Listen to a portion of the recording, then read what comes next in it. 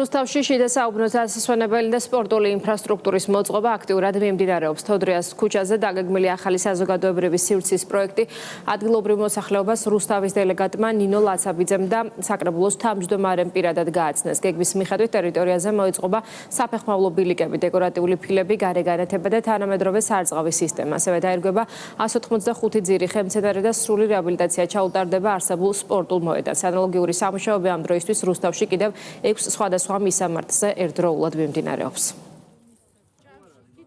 ნებისმიერი პროექტის განხორციელებამდე ვხვდებით მოსახლეობას, მათთან ერთად გავდივართ პროექტის დეტალებს. დღეს ამ ტიპის შეხვედრა გქონდა, სადაც მოვისმინეთ გარკვეული რეკომენდაციები და მერიის გუნდი ძალიან მალე აღნიშნულ ტერიტორიაზე დავიწყებთ შიდა საუბნოს სივრცის მოწყობა, სადაც განთავსდება როგორც ახალი სტადიონი, ასევე იქნება მწვანე რეკრეაციული სივრცე. მსხვილი ინფრასტრუქტურული პროექტების პარალელურად რუსთავში შიდა საუბნოს სივრცეების განვითარებაც აქტიურად მიმდინარეობს. ჩვენი შეხვედრის მიზანი ამ უბანში სწორედ ის იყო, რომ მოსახლეობისთვის გაგვეცნო ის პროექტი, რომელიც აქ განხორციელდება და რომელიც წლის ბოლოს მათ საშუალებას მისცემს, რომ ჰქონდეთ თანამედროვე სპორტული რეკრეაციული სივრცე. ძალიან ვიხარია, ყველა მოსუხარია, რომ ისა გვიკეთებენ და ყველა დაერთობა პარტის ჭაი არის, ნახე პროექტი მომეწონა და ყველა ბავშვს მოეწონა.